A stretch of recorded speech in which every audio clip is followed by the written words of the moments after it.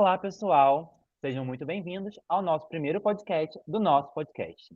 Nós somos da Universidade Federal Fluminense, aqui de Niterói, no Rio de Janeiro, e participamos do Programa Nacional de Formação em ATER, Assentamentos de Reforma Agrária e Contribuições para a Agenda de 2030.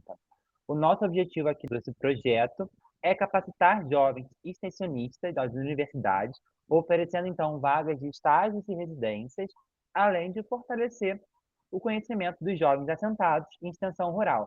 Então, tudo isso, né, a gente pensa em ampliar o atendimento e as soluções para os produtores rurais. É isso mesmo. E foi pensando em ampliar ainda mais esse alcance que decidimos criar este podcast.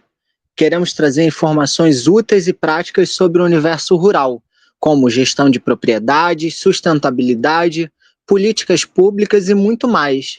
Também queremos trazer nossos ALFs, que são os agentes de formação local, para conversar conosco sobre a vivência deles em assentamento. Até porque nós somos de cidade grande, então temos uma experiência totalmente diferente.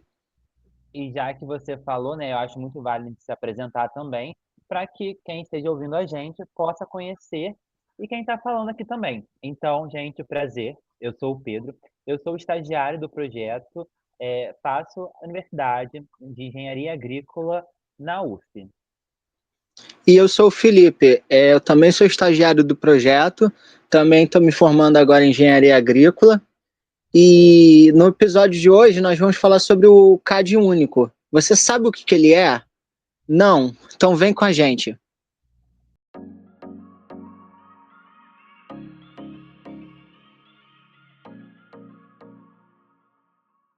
Então, para começar, o que é o CAD único? Então, esse cadastro é uma ferramenta essencial para identificar e caracterizar famílias de baixa renda em todo o Brasil, possibilitando a inclusão em políticas públicas que visam a redução das desigualdades sociais. Entre os principais programas sociais que utilizam o CAD único, destaca-se aí o Bolsa Família. Além disso, programas habitacionais como Minha Casa Minha Vida e outros como a tarifa social de energia elétrica e até o auxílio gás também utilizam dados do CAD único para selecionar os beneficiários de forma eficiente e transparente. Além disso, né, o CAD único ele coleta dados sobre composição familiar, renda, moradia, entre outros dados, tudo isso para ajudar a traçar um panorama mais claro das condições da vida dessas famílias. E por que, que ele é tão importante? Sobre esses benefícios, o Bolsa Família, por exemplo, ele oferece transparência de renda para combater a vulnerabilidade social, ajudando nas necessidades básicas como alimentação e saúde. O Minha Casa Minha Vida facilita o acesso à moradia digna, proporcionando condições favoráveis para a construção ou aquisição de imóveis. Já a tarifa social de energia elétrica, ela oferece descontos na conta de luz, aliviando os custos de energia para famílias, também em situação de vulnerabilidade. Já o auxílio gás subsidia o valor do botijão de gás de cozinha, reduzindo o impacto desse gasto, né, no orçamento familiar. Então, são diversas fontes que podem facilitar a situação de quem se encontra em maior vulnerabilidade. E aí surge a dúvida, né? Mas quem pode se cadastrar? É uma resposta simples. Famílias com rendas mensal de até meio salário mínimo por pessoa ou com uma renda total de até 3 salários mínimos podem se cadastrar no CAD único. E para fazer esse cadastro, o responsável pela família deve ir até um CRAS, que é o Centro de Referência de Assistência Social, para realizar uma entrevista. Lá eles irão te pedir os documentos de todos os integrantes da casa da sua família. Então é necessário levar, por exemplo, o CPF, o RG, a certidão de nascimento ou a de casamento, o seu comprovante de endereço. E atenção, essa entrevista demora mais ou menos 1 hora. Então você tem que se programar e com tempo suficiente. E assim, eu acho importante também ressaltar que se faltar alguns documentos, não é problema, né? Porque caso tenha faltado algum documento seu ou de alguém da sua família ali na hora do cadastramento, é obrigação da prefeitura fazer o cadastro mesmo assim, tá bom? Mas, de novo, atenção, nesse caso, o seu cadastro vai ficar incompleto. E se isso acontece, você não pode participar dos programas sociais. Então, por isso, apresente todos os documentos certinhos, né? O que o Felipe listou, para que você possa garantir os seus direitos o quanto antes. Agora, um detalhe super importante: manter sempre o seu cadastro atualizado. Sempre que algum mudar, como por exemplo o nascimento de uma criança, a mudança de um endereço ou alteração da renda, é preciso informar o CAD único. Ah, e não esqueça, a atualização deve ser feita a cada 2 anos no máximo. É exatamente isso, assim. Não atualizar os dados pode resultar na sua suspensão ou até mesmo no cancelamento dos benefícios. E eu acho que ninguém quer isso, né? Então, a sugestão aí que a gente deixa é baixar o aplicativo do GovBR no celular de vocês, pois lá ele tem um sistema de avisos que pode ser ativado para avisar quando essas informações precisam ser atualizadas e ninguém ser pego de surpresa. A gente trouxe aqui uma das nossas ALF, né, do nosso projeto. Os ALFs, eles são os nossos agentes de formação local, então eles são meio que uma ponte entre a nossa universidade e os assentamentos que participam do nosso programa, sendo um representante de cada assentamento, e esses são jovens assentados que têm a responsabilidade de servir como uma fonte extensionista no local futuramente, né? Um ponto de referência ali para aqueles assentados. Aqui com a gente está a Heloísa, ela tem 23 anos, ela está cursando matemática atualmente, e ela é assentada do Visconde, que fica em Casimiro de Abreu, no Rio de Janeiro. Então vamos lá, voltando para o assunto. A gente queria saber de você, Heloísa, e dos seus pais também, né? Ou se algum conhecido dentro do assentamento já teve acesso ao CAD único e como foi a experiência de vocês, né? A sua experiência utilizando o sistema. Boa noite. Então, a minha família tem acesso ao CAD único. A gente fez o registro há alguns anos atrás, quando eu não era assentada ainda. E foi uma experiência bem tranquila, porque na época meu pai não trabalhava de carteira assinada, porque para você entrar no programa, né, tem que ter a base de no mínimo 2 salários mínimos por família. Aí contabilizando as pessoas para dar a base. Meu pai trabalha com pedreiro atualmente, sempre trabalhou, mas como ele nunca teve carteira assinada e meu pai e minha mãe não são casados, foi muito mais fácil para a gente, porque deu como se minha mãe fosse uma mãe solteira, né, com 2 filhos e com uma renda bem baixa, que ela fazia unha, também sem carteira assinada, e o governo, nesse caso, no caso, seria como acolhendo a mãe solteira, que são as prioridades. Entendi. E aí, você, não sei se você vai se lembrar, né? Mas você lembra que eles perguntam durante a entrevista para fazer o CAD único? Então, eu era bem pequena quando minha mãe fez, mas as perguntas são bem simples, são se a sua casa é própria, aonde você mora, se você paga aluguel, se você paga luz, água, mais ou menos quanto que você paga por mês, qual é a sua maior fonte de renda.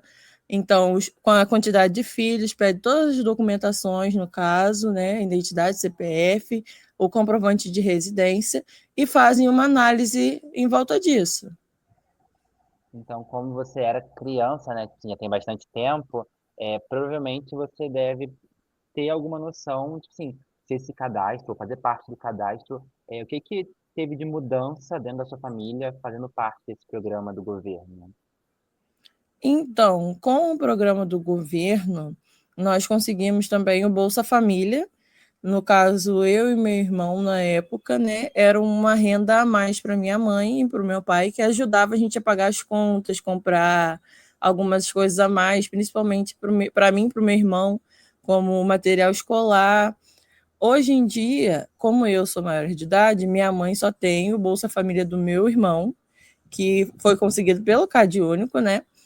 E acho que hoje em dia está na base de uns R$ 300, mas antigamente, que era eu e ele, era 700. Então, é um valor muito bom para uma família que não tem uma renda fixa, no caso, é uma família de baixa renda, ter um valor a mais desse. Ah, imagino, pelo menos para as compras, assim, deve ser uma ajuda muito grande. E aí, em relação a isso, você acha que as pessoas utilizam bem desse programa, desse auxílio? Você acha que tem acesso fácil? Você acha que as pessoas têm dificuldade de conhecer? Pelo menos aí no seu assentamento, você acha que o pessoal daí utiliza desse benefício? Ou conhece? Então, tem muitas pessoas hoje em dia que utilizam do benefício porque tiveram alguma forma de conhecimento. Mas as pessoas que são de pobreza extrema, que não têm acesso a um telefone ou a uma televisão, não sabe o que é. Que nem eu tenho um exemplo de uma moça que há pouco tempo me mandou mensagem, né, querendo saber como fazia para ela ter o Bolsa Família, porque o marido se separou dela, ela estava com 2 filhos pequenos e não tinha nenhuma fonte de renda, porque ela era de extrema pobreza, também era assentada, mas morava em outro tipo de assentamento, que aqui tem acampamentos, né, para as pessoas que querem ter um assentamento. Morava em um acampamento e queria fazer isso, mas sem o telefone, sem uma televisão, não sabia como. Então, acho que tinha que ser melhor comunicado. Melhor divulgado, né, nesse sentido. Eu Sim, acho que não só isso, né, existem diversos problemas na situação de pobreza extrema, que é também falta de acesso à internet ou dificuldade de leitura, né? Você acha que existem outras dificuldades ou alguma coisa que possa ser melhorado nesse processo para fazer o cadastro, que você também já sentiu dificuldade na sua família ou que você já viu vizinhos tendo dificuldades além dessa história? então, a dificuldade de leitura é ainda muito recorrente, né, no Brasil, porque ó, eu tenho meus avós, que são idosos, vieram no interior, né, que eles são de Itaperuna, bem lá do sítio mesmo, e nenhum dos dois sabe ler.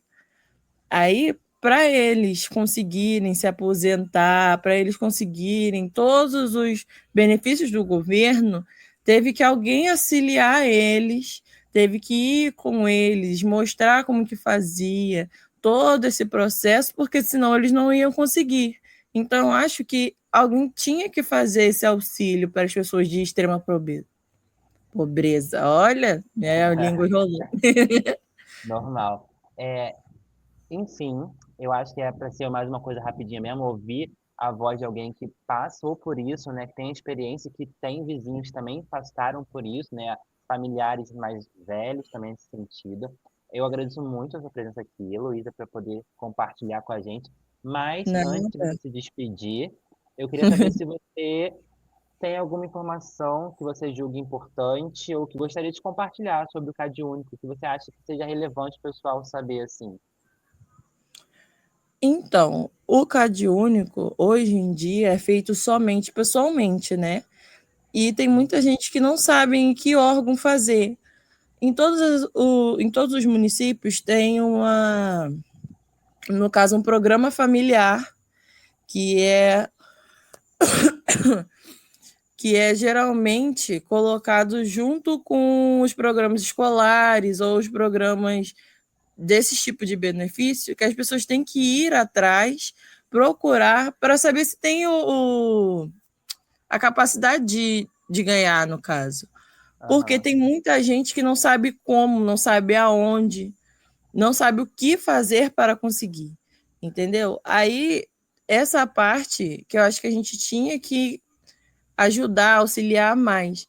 E também na parte de pessoas que têm o benefício que não necessitam, entendeu? Tem muita gente que não tem uma carteira assinada, mas o salário é altíssimo, entendeu? Acho que isso tinha que ser bem ajustado.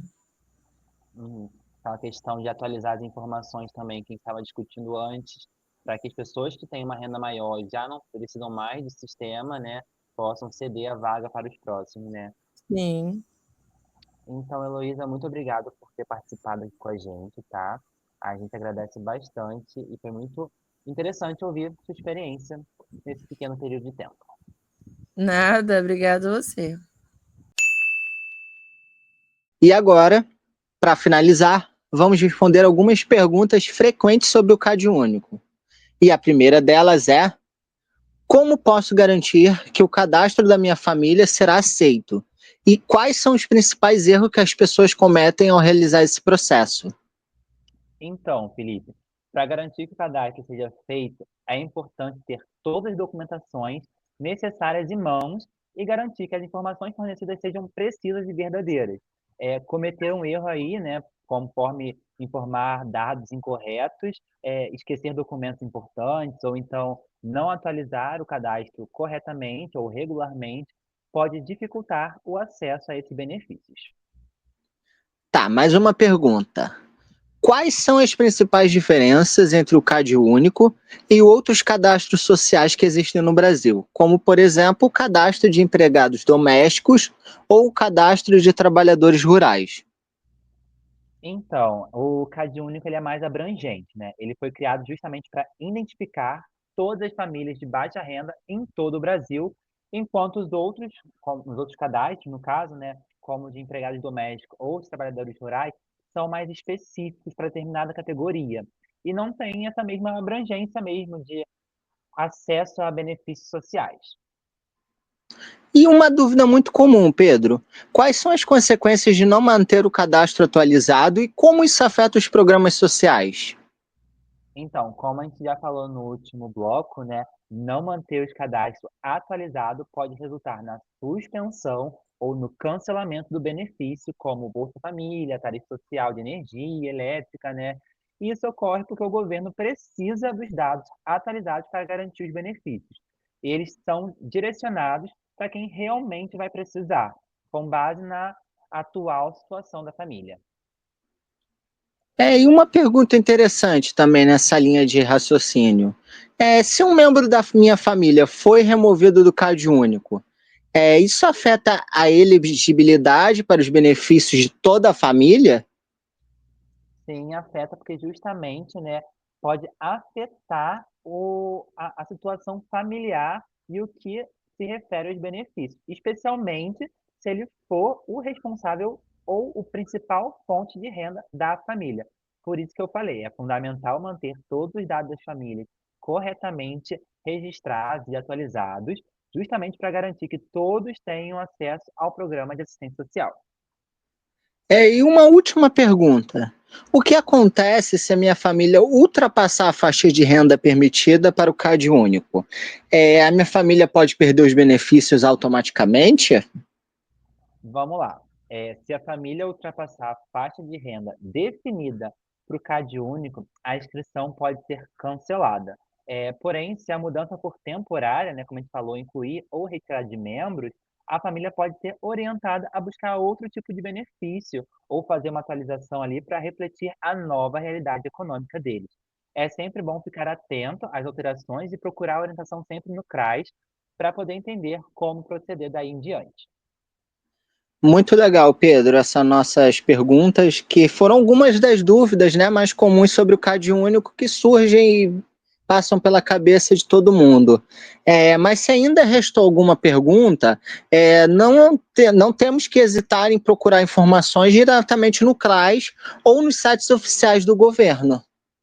Eu concordo bastante, inclusive eu acho muito válido, né, a gente falar aqui sobre compartilhar essas informações que possam ajudar as mais pessoas a conhecerem sobre seus direitos.